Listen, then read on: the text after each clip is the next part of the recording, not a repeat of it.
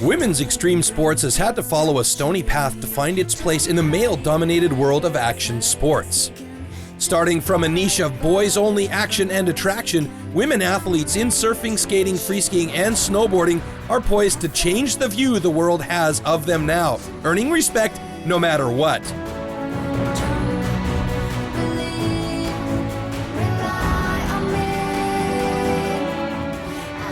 You'll see which characters are involved and what it takes to push the boundaries of their sports to new heights, to open the eyes of the world for a better understanding of a special blend, the power of women in extreme sports.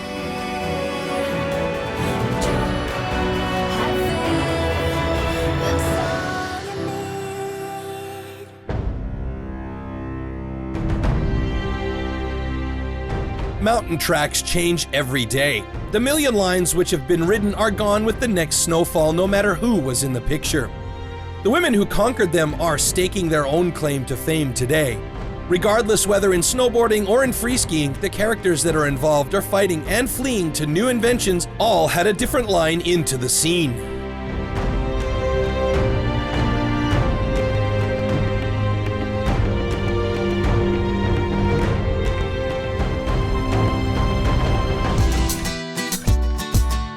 I started skiing when I was really small, and then I lived about 10 minutes from a resort, so we would always just go after school and go night skiing in the evening, and I just really enjoyed it. I started skiing moguls when I was about 15 years old and fell in love with the jumps, and as soon as new school kind of started to happen, I just got right into it and never looked back. I actually rode a lot with my brother too, because he's a snowboarder and he's older, so he always took me riding. And we went to all the national competitions together.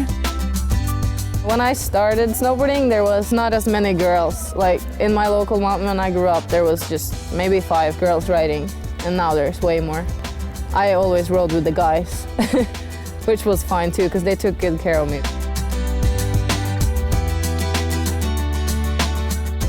When I was little, my dad taught me to ski.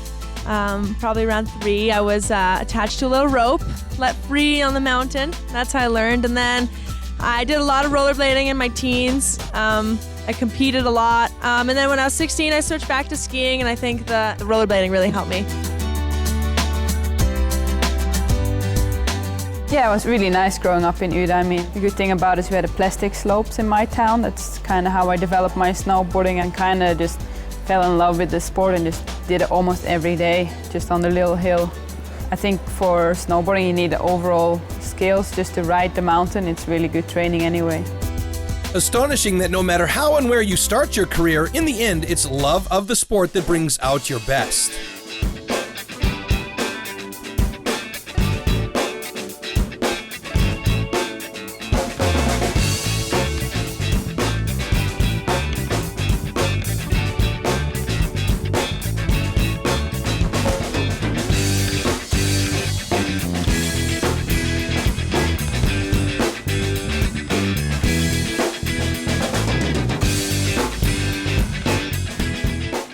What I like about snowboarding is that you can make it really personal, and you can make your own style and shape it how you want it, like mold it, and that's what I love about it. It's so much room for individuality. That's what I liked about snowboarding from the beginning. It's my thing. I can do it alone, just for myself.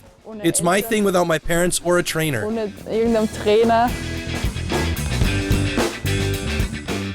When I got into it, I was one of just a few girls out there, and was always competing against the boys and fighting to forerun or just to have some kind of part in the event. And I don't really like to be told no, I think, so maybe always fighting to get into X Games, to get equal prize money, to have our part in Do Tour. And it's really nice to see how far it's come from the beginning. It was a big jump for all the girls into their own contest, breaking barriers for women athletes into a billion-dollar industry. Of course, the Olympics is drawing a lot more attention to it, since everyone seems to take it more seriously now. Because before they talked about snowboarding as being just rebels doing their own thing, but now they understand that we put a lot of hard work behind our riding too, and I think then people are starting to respect it. If you do good at the Olympics, it's one thing to remember or to, be proud of. It's about 4 years most of the girls take time to train towards the Olympics, and for me I don't want only that from snowboarding. I want to make photos, I want to film, I want to ride slope style, so like you have to focus a lot if you just go for Olympic gold, and that's not what I like to do.